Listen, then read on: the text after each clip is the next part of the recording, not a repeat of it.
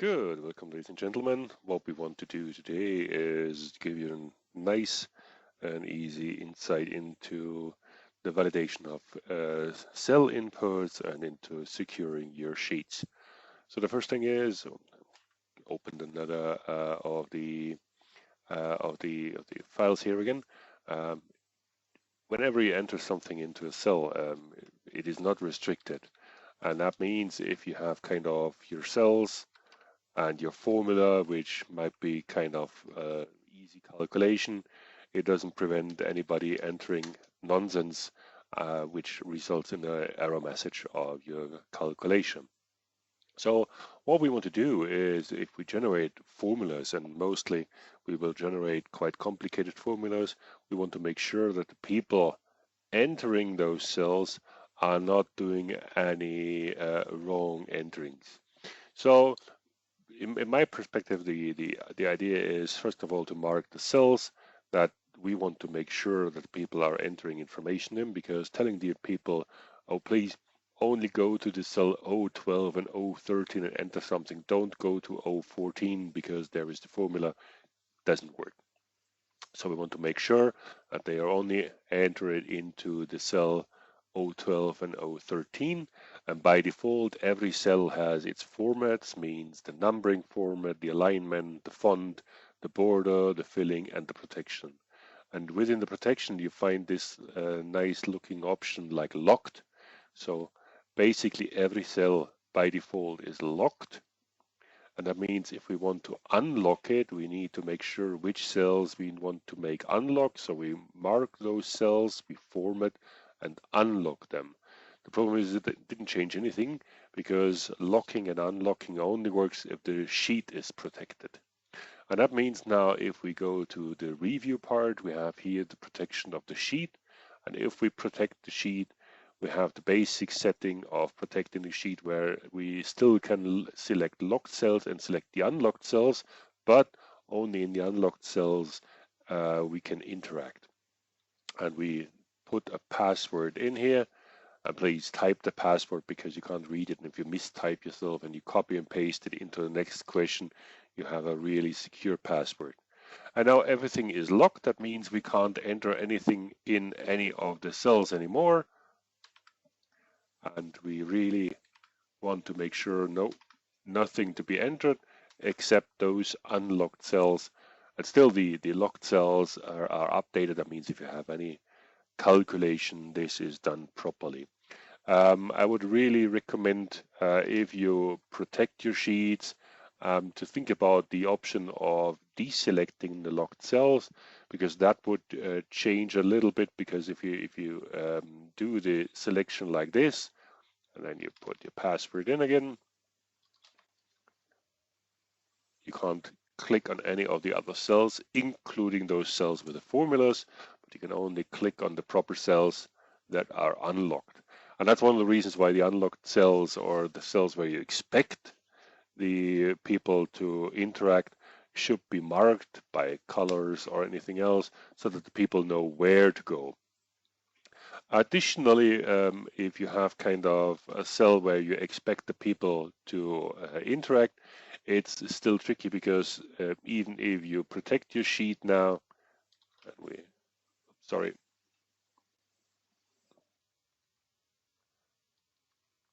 if you protect your sheet, it doesn't prevent somebody of making nonsense or mistake here. And that means if we have protected it, that's fine, as far as we are now quite sure that nobody will change our formula anymore, because if we protect the sheet, nobody can click on the formula rather than doing any nonsense. So what we want to do is make sure that what is it that the people are allowed to enter in those cells. And this option is to be found under data. For the data, we have data validation that we can choose from, and the data validation means that we're validating the entered data into the cell. Please be aware, only newly entered data will be validated. Already data that is in the cell will not be validated. That means basically every cell has the setting of allowing any value. That's the basic setting for all cells, but we could tell him, well, only whole numbers, or we could allow decimals or a date or time or a text with a certain length. If we say whole numbers, we could also say, well, it should be between certain numbers or not between or equal to or less or greater than. So we could have kind of additional limits. For example, we want to have a minimum of 1 and a maximum of 15. And if we do so, now we can enter like 10. But if we enter 16, it gives us the error message that this is not what we wanted to have. These minimum, maximum, I would really normally refer to in a cell. Why? Because then if we do the data validation, we can easily refer to the proper cells here. And if we change the values, everything enters, and we can now get 15, and if we put 20 inside, doesn't work. And if we change the value here to 25, of course, now we can enter 20. So that is something that I really would recommend, and by default also recommend to put an input message, because if there's no input message, all you get is the error message, so wrong, and that can be kind of frustrating. So we could enter here, so please only insert numbers from, that's Q, I think it must be 9 and 10. Just checking. 9 and 10, yes. So if we click on the cell, we get this information. So please only enter the numbers from Q9 to Q10, and so the range is here, and the people know about it. And if we now go to review and we protect the sheet, only those two cells can be activated, and the proper sheet means that if I'm clicking on a cell, getting the information, what is it that is expected, and then we can enter it. Sometimes it's kind of more tricky, so you have kind of an option of choosing, and decimals means you can also put kind of 5.7 inside. But there's another nice interesting thing, which is the list.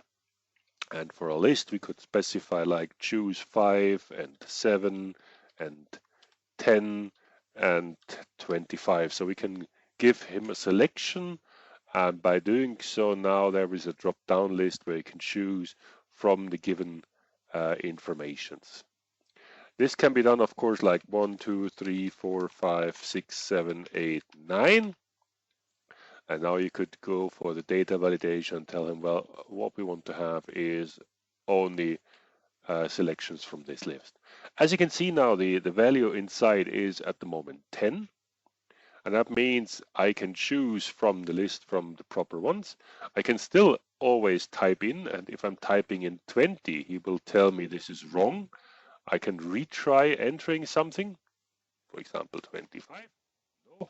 If I'm now canceling it, it goes to the last known information that was inside, which is not checked anymore because it should be something between 1 and 9. And that's a little bit of a tricky part. So you can choose, but now you can't enter 10 anymore because it doesn't comply with the restriction here. So this list is kind of nice. It can be, of course, also kind of data validation. Do a list, take the information from here, and you have kind of a list of all the different employees, or you can do kind of department and drop out all the duplicates. But still, as always, if you click outside of the cell, you need to know where to find it again, because otherwise you will not notify it. So I'm normally doing something like this, using a color-coded one, or doing kind of borders around it, so I know, please insert something here and here, and then you can modify your workbook. And with the reviewing and protecting of the sheet, you can make sure that your formulas are not changed anymore, but still all the cells that you decided to kind of format cell unlock will be possible ways of interaction. Good. Thanks for your attention. See you again next time.